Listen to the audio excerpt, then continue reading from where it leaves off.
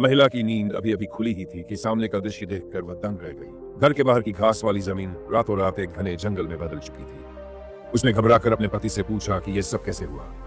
पति को कुछ समझ नहीं आया। उसने कहा, हमारा घर तो हमेशा से इसी जंगल में है। पत्नी को यह बात ठीक नहीं लगी। उसे तो अच्छी तरह याद था कि बीती शाम उसने और उसके पति ने बाहर घास पर बैठकर ही डिनर किया था। फिर एक रात में यह जंगल कैसे उगाया? मैथी ने उसे समझाया कि शायद वह बहुत थकी हुई है, थोड़ा आराम करेगी तो सब ठीक लगने लगेगा। अगली सुबह एमी उठी तो सबसे पहले घर के बाहर दौड़ी, पर इस बार घर के बाहर एक छोटा सा पहाड़ी ढलान था और नीचे एक छोटी नदी बह रही थी। एमी इतनी डर गई कि उसके पैर कांपने लगे और वह लुढ़कती हुई नदी में जा गिरी। शुक्र है कि मैथ समय पर पहुंच गया और उसकी जान बचा ली। एमी होश में आई तो उसने अपने पति को गले लगा लिया और उसकी जान बचाने के लिए धन्यवाद कहा। मगर अजीब बात यह थी कि मैथ ने कहा, ऐसा कुछ हुआ ही नहीं। एमी ने जब अपने बालों को छुआ तो वे पूरी तरह सूखे थे, यानी वह गिरी ही नहीं थी।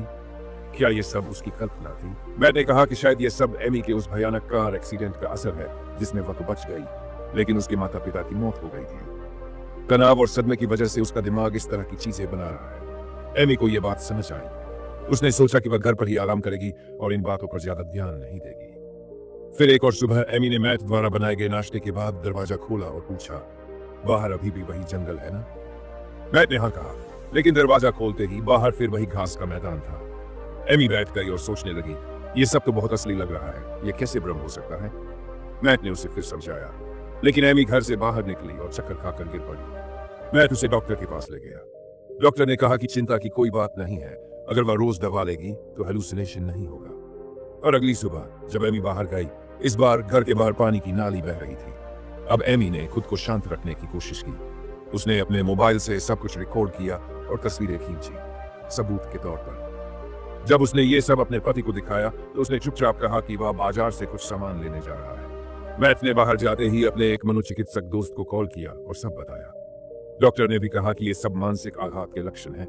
और जब पता चला कि एमी दवाइयां ठीक से नहीं ले रही तो डॉक्टर ने गुस्से में कहा कि वह पहले ही कह चुका था कि एमी को हॉस्पिटल में रखना चाहिए था।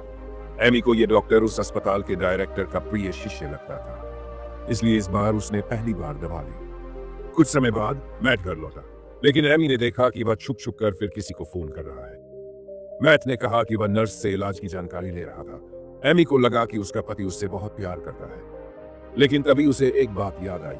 हर बार पानी मैथ ही उसके लिए लाता था और वह सिर्फ नीली ढक्कन वाली बोतल से ही पीता था। क्या पानी में कुछ मिलाया गया था?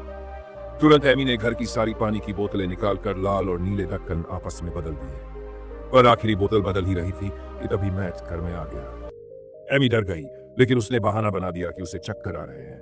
मैथ ने जल्दी खाना बनाया और एमी के लिए पानी भी लाया, लेकिन अब उस पानी में वही कुछ मिला हुआ था जो असल में मैथ खुद पी बैठा। उसे घबराहट और चक्कर आने लगे और वह नहाने चला गया। इसके बाद वह बाहर गया। इस मौके का फायदा उठाकर एमी कुल्हाड़ी लेकर घर की नींव खोदने लगी और पता लगाने लगी कि घर हर दिन कैसे जगह बदलता है। घर की जमीन को उठाने पर उसने नीचे कुछ ऐसा देखा जिससे वह चौंक गई, लेकिन वह शांत रही और फिर बिस्तर पर जाकर सोने का नाटक करने लगी। मैथ जब वापस आया और देखा कि वह सोई है तो वह बाहर जाने लगा, घर को फिर से कहीं और ले जाने की तैयारी में। असल में हर रात वह घर को किसी और जगह ले जाता था ताकि एमी को लगे कि उसकी मानसिक स्थिति खराब है, लेकिन इस बार एमी ने उसका प्लान पकड़ लिया था।